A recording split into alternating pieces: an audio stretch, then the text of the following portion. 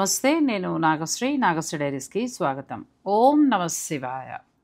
నేపాల్ యాత్రలో భాగంగా ముందుగా ఖాట్మాండ్లోని పశుపతినాథ్ ఆలయాన్ని దర్శించామండి. రెండు కళ్ళు సరిపోలేదు. పశుపతినాథ్ ఆలయ ప్రాంగణం కూడా చాలా పెద్ద ప్రాంగణం.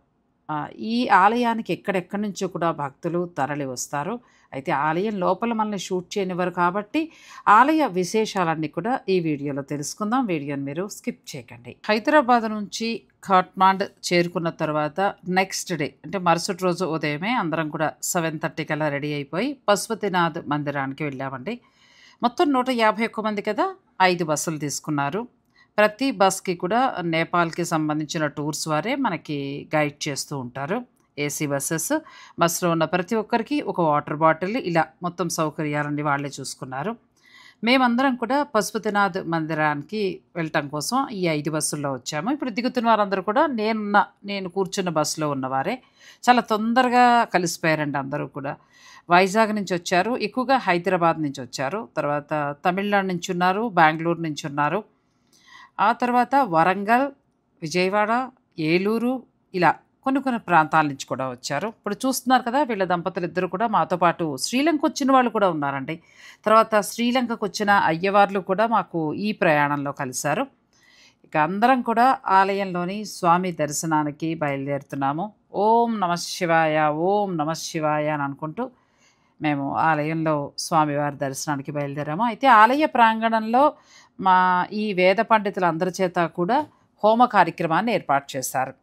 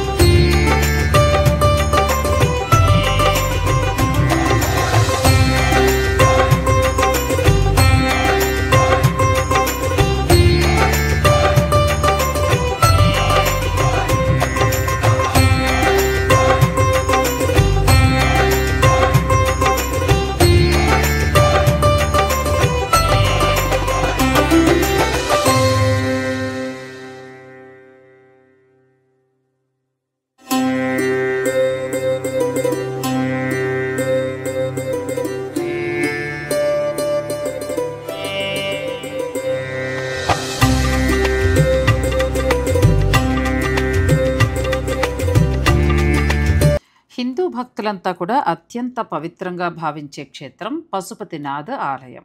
ఈ ఆలయం నేపాల్ రాజధాని ఖాట్మాండ్లో ఉంది. ఈ శివాలయం అత్యంత ప్రాచీనమైనది.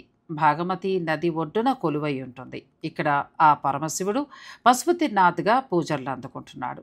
నేపాల్ దేశం మొత్తం నుంచే కాకుండా భారతదేశం నుంచి కూడా ఎంతోమంది భక్తులు ఈ పశుపతినాథ్ ఆలయాన్ని దర్శిస్తూ ఉంటారు, ఆ మహాశివుని ఆశీస్సులు పొందడం కోసం.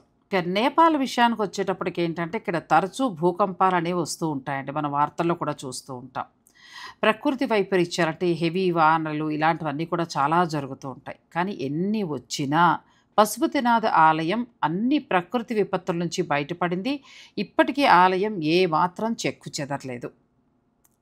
వారణాసిలోని కాశీ శైవ క్షేత్రానికి వెళ్ళినట్టుగానే పశుపతినాథ్ ఆలయానికి కూడా భక్తులు వస్తూ ఉంటారు. ఇక్కడే ప్రాణాలు వదలాలని తాపత్రయపడుతూ ఉంటారట. అంటే మనకి చూడండి, వారణాసిలో చాలామంది ఆ కాశీ విశ్వేశ్వరుని సన్నిధిలోనే ప్రాణాలు వదలాలని అక్కడే ఉండిపోవటం, ఇవన్నీ కూడా మనం చూస్తూ ఉంటాం. అలాగే నేపాల్లోని పశుపతినాథ్ ఆలయ దర్శనం, అక్కడే ప్రాణాలు వదలాలని తహతహలాడుతూ ఉండే భక్తులు ఎంతోమంది ఉన్నారు. ఇక్కడ ప్రాణాలు పోతే పరమాత్మ సన్నిధికి చేరుకుంటామని భావిస్తారు. జీవితంలో చేసిన పాపాలన్నీ తొలగిపోతాయని, తద్వారా మరుజన్మ ఉండబోదని బలంగా నమ్ముతారు. ఒకప్పుడు శివుడు, పార్వతీదేవి జింకల వేషంలో లోయలో విహరిస్తున్నారు. అంటే నేపాల్ అంతా కూడా ఫారెస్ట్‌కు సంబంధించింది, లోయలా ఉంటుందండి. గుడి చుట్టూ కూడా కొండలుంటాయి. కొండల మధ్యలో ఆ ఆలయం ఉంటుంది. మనకు చూసినప్పుడు ఎలా అనిపిస్తుందంటే లోయలో ఆలయం ఉన్నట్టుగా అనిపిస్తుంది. శివుడు జంతు రూపంలో దేవతలకి కనిపిస్తాడట. అందుకే ఆయనకి పశుపతినాథ్ అనే పేరు పెట్టారు అని చెప్తారు. ఈ ఆలయం చాలా విశాలంగా ఉంటుందండి. ఇంకా ఈ ఆలయం సముదాయంలో అంటే మనం లోపలికి వెళ్తే చిన్న పెద్ద ఆ గుడి చుట్టూ ఉన్న ఆలయాలు ఇవన్నీ కౌంట్ చేస్తే 500 కంటే ఎక్కువ ఆలయాలు కనబడతాయి. ఇక ఆలయ విషయానికొస్తే ఆలయం పైభాగం అంతా కూడా బంగారు శిఖరంతో కూడిన నిర్మాణం ఉంటుంది. ఈ పగోడా శైలి నిర్మాణం మెరుస్తున్న పోతంతా కూడా వెండితోటి తాపడం చేసినట్టుగా ఉంటుంది. ఇక ఈ ఆలయానికి 4 ప్రధాన తలుపులు ఉంటాయి. మెయిన్ ద్వారం అయితే కనుక బంగారంతో చేశారు. మిగిలిన 3 ద్వారాలు వెండితో చేశారు. ఆలయం చూస్తే 2 కళ్ళు సరిపోలేదండి. ఎంతసేపైనా ఆ ఆలయాన్ని చూడాలనిపించింది. అంటే మనం రెగ్యులర్‌గా చూస్తున్న ఆలయాల్లా కాదు. శ్రీలంకకు వెడితే ఎక్కువగా తమిళుల ప్రభావం ఉంటుంది కాబట్టి మనకి తమిళనాడులో తిరుగుతున్నాం, ఆలయాలు చూస్తున్నాం అనే ప్రభావం ఎక్కువ కనిపిస్తూ ఉంటుంది. అంటే అలా ఆలయాల్లా అనిపిస్తాయి. కానీ నేపాల్‌కి వచ్చేటప్పటికి నేపాలీయుల స్టైల్ అంటే పగోడా శైలిలో మనకి ఈ ఆలయాలన్నీ ఉంటాయి. చాలా విచిత్రంగా అనిపిస్తాయండి. చాలా బావుంటాయి. ఇక ఈ పశుపతినాథ ఆలయం అయితే మొత్తం వెండి తాపడమే. 2 కళ్ళు సరిపోలేదు. ఇక ఈ ఆలయంలో ఉన్న బంగారు నందిని మనం తప్పనిసరిగా దర్శించుకోవాలి. ఈ ఆలయాన్ని దర్శించటం కోసం విదేశీయులు ఏమైనా వస్తే వాళ్ళని అనుమతించరండి. అంటే బయట నుంచి చూడాలి. ఒక్క హిందువుల్ని మాత్రమే ఈ ఆలయంలోకి అనుమతించడం జరుగుతుంది. ఇప్పటికీ కూడా స్వామివారి ఆలయంలో స్వామివారిని తాకే అదృష్టం అనేది 4 అర్చకులకు మాత్రమే ఉంటుందట. ఇంకెవ్వరూ కూడా స్వామిని తాకడానికి వీల్లేదు అని చెప్తారు. ఇలా ఎన్నో ప్రత్యేకతలు ఈ ఆలయానికి ఉన్నాయి.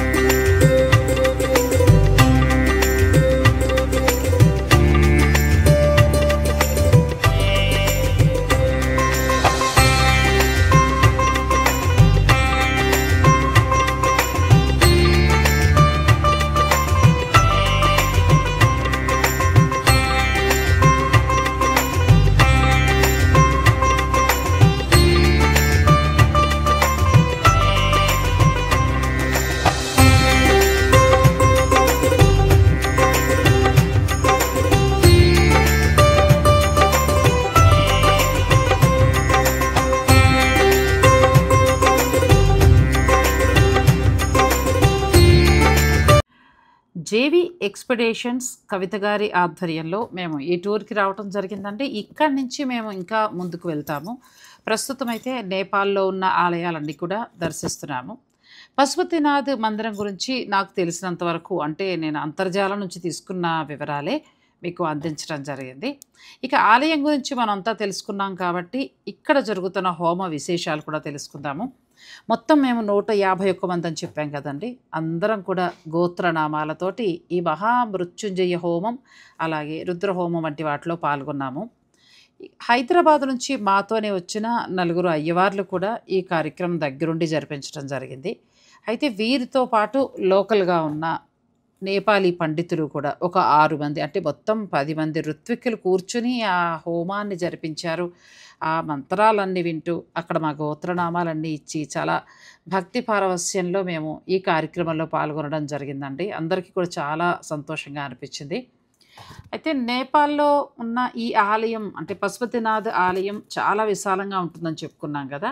మేము మాత్రమే కాదు ఇక్కడ చాలామంది ఇలా పూజా కార్యక్రమాలు అంటే వారి వారి ఆచారాల అనుసారం చేయించుకుంటూ ఉంటారు.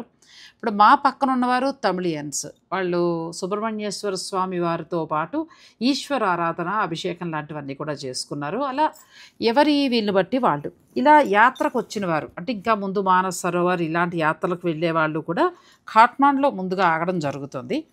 ఖాట్మాండ్లో ఆగి ఇక్కడ పశుపతినాథ్ ఆలయము ఇంకా ఎన్నో ప్రసిద్ధ ఆలయాలు ఉన్నాయి. ఇవన్నీ కూడా దర్శించుకుని ఆ తర్వాత మానస సరోవర్ యాత్ర తలపెడతారు. లేదంటే ఇటు ముక్తినాథ్ వైపు వెడతారు. ఈ ఖాట్మాండ్ నుంచే ఈ యాత్రలు చేయాల్సి ఉంటుంది. అందుకోసమనే పశుపతినాథ్ ఆలయాన్ని ముందుగా దర్శించుకుని ఈశ్వరుడికి సంబంధించిన హోమాలు, అభిషేకాలు వంటివన్నీ చేసుకుని వారి యాత్ర అంతా కూడా సుఖవంతంగా సాగాలని, ఆ దైవ దర్శనం చక్కగా లభించాలని కోరుకుంటూ ఇక్కడ పూజా కార్యక్రమాలు విరివిగా చేస్తారని. అందుకే చూసారు కదా, ఈ ఆలయ ప్రాంగణం అంతా కూడా మొత్తం ఇలా హోమాలు అవి చేసుకుంటున్న వారే ఉన్నారు. మేము కూడా ఈ హోమ కార్యక్రమంలో అత్యంత భక్తి శ్రద్ధలతో పాల్గొన్నాం. మీరు కూడా చూడండి.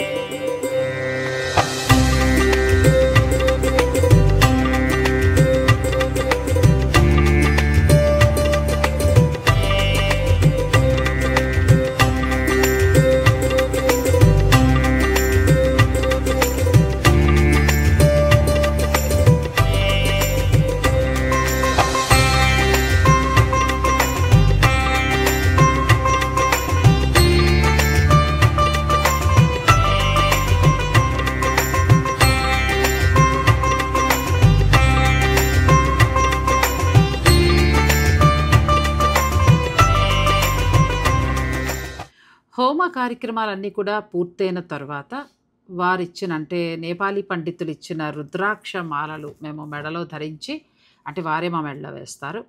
ఆ దండలతోటి చక్కగా మేము ఈశ్వర దర్శనానికి వెళ్ళామండి. పశుపతినాథ్ ఆలయంలోకి ప్రవేశించి ఆ తర్వాత అక్కడ ఈశ్వరుని దర్శించుకుని ఆలయ ప్రాంగణంలో ఉన్న మిగిలిన ఉపాలయాలన్నింటినీ కూడా దర్శించుకుని ఆ తర్వాత మేము రూమ్కి చేరుకున్నాము. ఇప్పుడు ఏంటంటే నేపాలీయులకి శ్రావణ మాసంతో సమానం అంట. అంటే మనం ఆషాఢం అనుకుంటాం కానీ వాళ్ళు ఇది శ్రావణం కింద భావిస్తారట. అందుకనే శ్రావణ శనివారాలు, సోమవారం, ఆదివారం ఇలా ఒక 4 రోజుల పాటు శుక్రవారం నుంచి మొదలు పెడితే ఈ నెలంతా కూడా ఇంతే రద్దీ ఇలాగే ఉంటుందిట. వాళ్ళకి అత్యంత పవిత్రమైన రోజులుగా చెప్తూ ఉంటారు. అందులోకి సెలవులు కూడా కలిసి వచ్చాయి కదా. ఎప్పుడైనా సరే శుక్ర, శని, ఆది, సోమ కనుక మనం పశుపతినాథ్ మందిర దర్శనానికి ప్లాన్ చేసుకుంటే కొంచెం ఇబ్బంది పడవచ్చు. మిగిలిన రోజులు కొంతవరకు ఖాళీగా ఉంటుందట, మనం మంచిగా దర్శనం చేసుకోవచ్చుట. అయినా కూడా మాకు కూడా మంచి దర్శనం అయింది. ఆ పరమశివుడు ఆశీస్సులు మీ అందరిపైన కూడా ఉండాలని కోరుకుంటూ సాయంత్రం మేము ఇంకా జలనారాయణ దర్శనాన్ని చేసుకుంటామండి. అవకాశం కుదిరితే ఆ వీడియో కూడా మీకు అందించే ప్రయత్నం చేస్తాను. ప్లీజ్ అండి ఛానల్ని సబ్స్క్రైబ్ చేసుకోండి. ఈ వీడియో మీకు నచ్చితే లైక్ చేసి షేర్ చేయటం మాత్రం మర్చిపోకండి. నమస్తే.